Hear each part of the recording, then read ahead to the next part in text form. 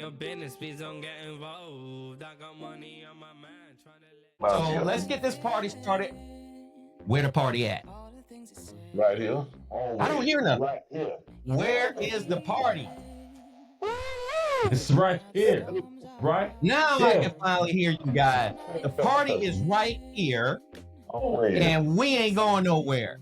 So let's get to this first topic. I want to talk a little bit about basketball, and we'll get it started with NBA basketball player Robert Horry. A lot of people might not know a lot about Robert Horry. He moved around the league. He was somewhat not a journeyman, but he was a player that was traded around quite a bit. Yeah. I know he played for Houston. And won every place he played at, basically. Yeah, the Houston and the Lakers, of course, because he helped the Lakers and Spurs. and the Spurs. Yeah. So he helped the Lakers, I know for sure, with his shooting ability, because I know the Lakers were in trouble in several games in a series and a playoff Big Shot Rob. and they call him Big Shot Rob. So he is saying that he thinks he belongs into Hall of Fame. I'm going to start out with you, Najee. Do you think Robert Horry belongs into the Hall of Fame, the NBA Hall of Fame? I mean, you got people that never won a championship, so why not? He got 7 of them. He got more than a lot of players, even the best players that ever played. And he's responsible for key shots. Why not? He helped Elijah one. He helped Kobe and Shaq to bail them out. He helped the Spurs bailing them out against the Pistons. So I'm confused, but why not? Well, So he has 7 NBA rings, by the way. Yeah. 7 NBA championships. You only have 10 fingers on both. Yeah. I mean, with 2 hands, right? Mhm. So he's got technically a ring for at least 3. I mean, at least 3 fingers. He can't put his rings on, right? Yeah. DC, I think you need to throw him Or in there. actually 4 fingers. Technically, he almost got a ring for every finger because the thumbs is not a finger. Right. Exactly. The thumbs aren't a finger. So technically, yes, 4 and 4 is 8, technically. And that's pretty impressive just to say alone. I think they need to go ahead and throw him in there. And I know one guy they need to put him in there the same day. John Sally. Get John Sally and throw him in there too. You know what? I agree with you. With The the Pistons and the Bulls. Spider-Man belongs into the Hall of Yeah, Fame. man, John Sally. Lakers, yeah. Yeah, man. Yeah. Yep. Get him. I remember John Sally from his Georgia Tech days when he was at Georgia Tech. The dude was just, I mean, he was phenomenal. He played phenomenal basketball when he was at Georgia Tech. And then when he got with Detroit, as you know, he played with Detroit probably a bulk of his career. He ended up playing for Detroit. And, you know, he really made a huge impact with the Pistons, man. He helped them get through that championship series against the Lakers. I know one of those particular series, it was against the Lakers, and he helped them get through it. And definitely, man, that is a great point. Spider-Man belongs into the Hall of Fame. We're making that pitch for Robert Horry right now and John, the Spider-Man Sally, to be in the NBA Hall of Fame. They're not first ballots because obviously they haven't been chosen yet. It's been So that they retired a long time ago. Yeah. Exactly. This is probably over 10 years, right? They've retired. John Sally got to get the gab, man. He might talk his way into the Hall of Fame. Because that dude, John Sally's been about 20 years. yeah. Yeah. He know how to talk and talk to the right folk. They might put him in there just off his conversation. Yeah. Yep. So it looks like his career stats for Robert Horry is 7.0 PPG, 4.8 RPG, and 2.1 APG. Known for clutch shots, not for big numbers. And technically, his impact has been 20 plus games, game winners, known for stepping up in the final moments of a game. You can't deny a guy like that the Hall of Fame. I mean, because the Hall of Fame to me in any league is technically for a player that has met a certain threshold of accomplishments. And it doesn't necessarily have to all line up for accomplishment in a row.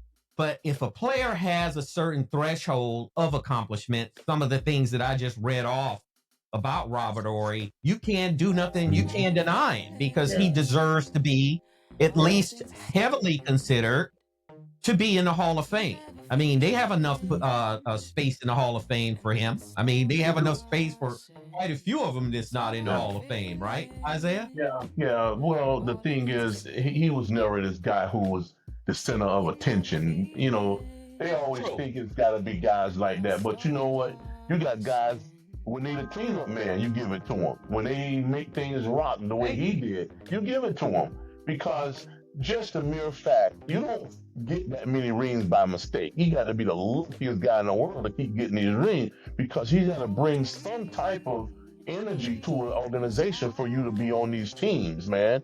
For him to bounce around from place to place, and almost make it seem like they got a championship because of him. You don't just fall by the wayside and just pick up rings like that. You got superstars that don't have a ring. But then you got a guy like that there, he's always that second or third guy that when they need a guy off the bench, here he comes. And he bring that energy that you need. He pick up those 10 points that you otherwise wouldn't have gotten because of him, you know? And then not only that, you can't beat experience, man. When you're talking about experience, experience brings championships. You got a club that's not used to going in that postseason, and then you inject a guy like Robert Horry on your team, and he's showing you how to do it. You know, even LeBron came to Miami. He was winning, but he didn't know how to win a championship. When he looked that way, he learned how to win a championship, and ultimately he went back to his hometown of Cleveland, and he started winning on his own because he got that other extra level of knowing how to go over and beyond that postseason. So that's what Robert Horry was doing for all of these, organizations. He would bounce from one place to the next. Next thing you know, we got no ring on his finger, man. That's not by mistake. You don't get a ring like that. No, it's definitely not by mistake. No. It's a very heavily impacted game in the first place, and for him, his shooting ability alone, to me, should get him heavily considered to go in there, because it looks like Dennis Rodman was inducted in 2011. Dennis Rodman didn't have those type of shooting skills that Robert Horry had. I mean, am I right, Najee? Yeah, he had an impact. Yeah, but he was, but you could say that he was maybe one of the best defenders, and also he was the best rebounder, though. That's true. He does have on his name. True. Yeah, he was like a nuisance. He was antagonizing of a team. You know, he was a good player, man. He was always a good asset. And I don't think, I don't want people to think that I'm discrediting Dennis Rodman, because Dennis Rodman, to me, definitely belongs in the Hall of Fame. He did his due diligence. He played the game at the highest level. So this is no slight on Dennis Rodman. I'm just saying Dennis Rodman went in there in 2011, but Robert Horry is still not in there. And I'm not comparing Robert Horry to Dennis Rodman, because it's two different players, two different styles, in the whole 9 yards. But on behalf of Robert Horry, I am lobbying for him, because I think he deserves to be in the Hall of Fame for the NBA, and they need to take notice to that. There's a lot of players that's still out there that we don't even hear about that played the game at the highest level, and they're still not in the Hall of Fame. One thing is for sure, everybody can't be in the Hall of Fame. So they have to be very selective about who they put in there, but you have to lend certain criteria, I think, in certain analytics to certain players, and say, okay, here's the analytics for Robert Horry, here's the analytics for another player. Let's just say John Sally, for example. And then you compare some of those numbers, and then you say, look, Robert Horry was a clutch guy. And he came through when it really mattered for teams to get championships. He came through. He didn't particularly stick out in any one particular area that you could notice, but he stuck out in a lot of different ways. So once again, we think that Robert Horry should be in the Hall of Fame, especially comparison to some of the players that's currently in the league and that's been in the league in the past 20 years. I think that's definitely worth mentioning. Would you guys say so? Of course. Yeah. I think what also hurts those two guys that you were saying, just like Isaiah said, that Dennis Rodman, that he was very loud when it comes to his appearance, and then he made sure people noticed him. But then it also hurts when every time you did win, you win with one of the best ever of anything. Like when you won when Elijah won, then you won with Kobe and Shaq, you won with Tim Duncan, Parker, and Ginobili. Then you had somebody that won with Jordan. Then you had somebody won with Isaiah Thomas, and then Kobe and Shaq again. So with the type of players that you won with, it kind of hurts it also now, because it's like, man, I mean, you did play with the best, what you expect. That's right. So that's kind of, yeah. So on the second of that, Najee, I'm gonna tell you right now, when Dennis Rodman won with the Bulls, man, they absolutely needed him because other teams was getting stronger. Jordan had Pippen and Cooper, but man, the Jordan game was starting to diminish a great deal, and they needed a guy who was going to get those rebounds and give them extra added shots, man.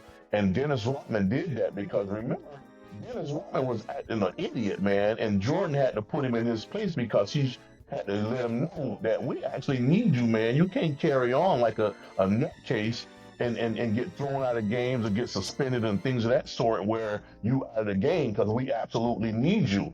And, Dennis, agreed with him, and he just got himself together. What he was doing before, he kind of cut it out.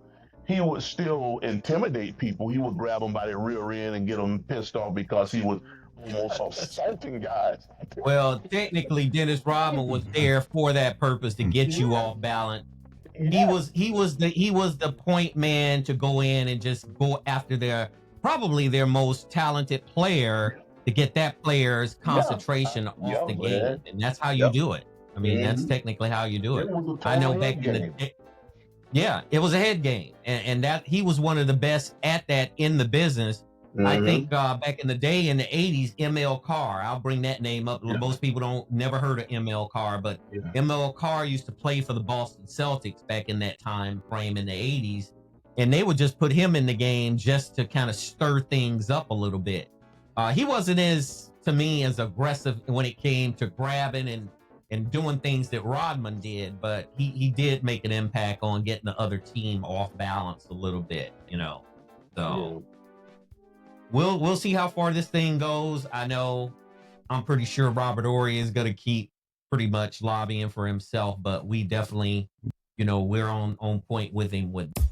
You've reached the end of another episode of the DC Stewart Sports Talk podcast. Be sure to connect with us at Facebook and Twitter.com. Your voice is important, so head over to iTunes to subscribe, rate, and leave us a review. Catch our next episode.